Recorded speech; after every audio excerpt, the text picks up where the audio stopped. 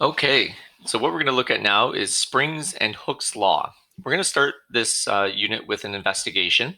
Now, the investigation that you're going to be doing is online, and you can see this is the downloadable document that you're going to start with. So you're going to start with this downloadable document.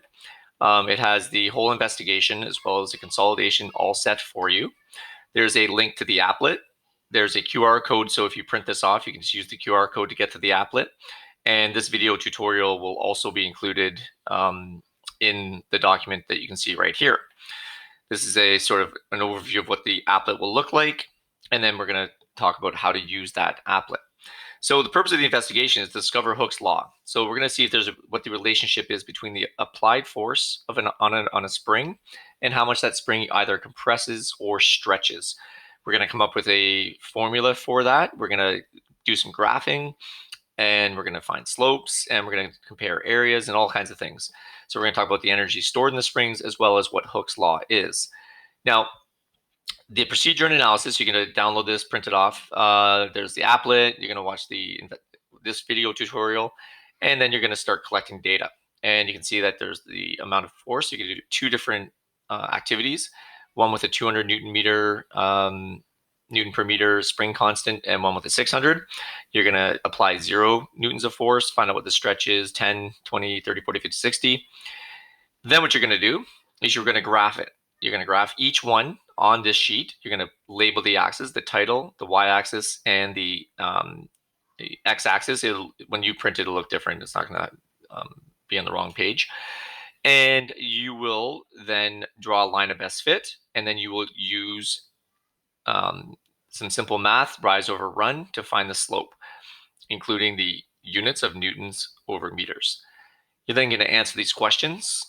You're going to do some consolidation. You're going to read what Hooke's law is, and there'll be a follow-up lesson for this. And then you're going to talk about how to calculate the energy stored in the spring, compare it to using the equation. There'll be a video that will describe to you exactly how this equation was derived and where it comes from and how it represents energy.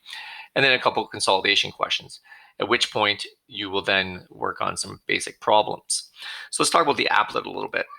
So the applet is very simple to use, and it's right here. So you're going to go to the website that I had sent out to you, that you click on, and here's the situation where you've got a spring and you got a force that you can apply.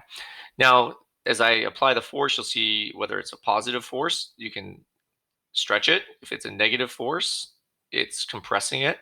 So what we want to talk about first, and then here's where you can set how strong or weak that thing is. So this could be like, there's a strong, heavy spring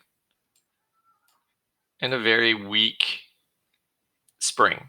Okay, and look at that. You can already tell something about the difference about this constant and the amount of stretch that a certain amount of force will give. Like, look at this. That's at a 68 Newton force. And look at this. See, it even changed the thickness of the spring. More like a car spring, more like a slinky. Okay, so what you're going to do is we're going to talk about what at 0. So one of the first things we'll do is add the equilibrium position. So this dashed line is called the equilibrium position. Super important. This is where if there's no applied force, there's no stretch. And there you can go. Now you can see how much it's stretched or compressed in comparison to that equilibrium position. Okay, so it's really important that you see the stretch or the compression with respect to that equilibrium position. Okay, you can use these arrows for fine tuning. Displacement, watch this.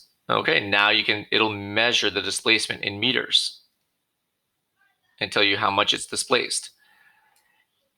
The applied force, if I'm pulling, look at that, there's 100 newtons of applied force.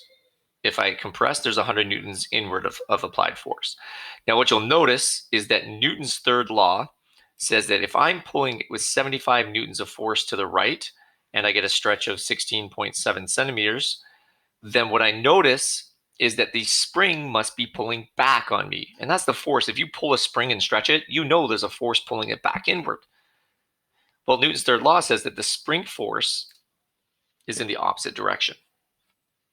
So the spring force is always opposite to the way that if I'm pulling it, the spring force is pulling back with 100 newtons. If I'm compressing it, the spring force is pushing in the opposite direction. You're going to see in the equation later that there is a negative sign in the equation.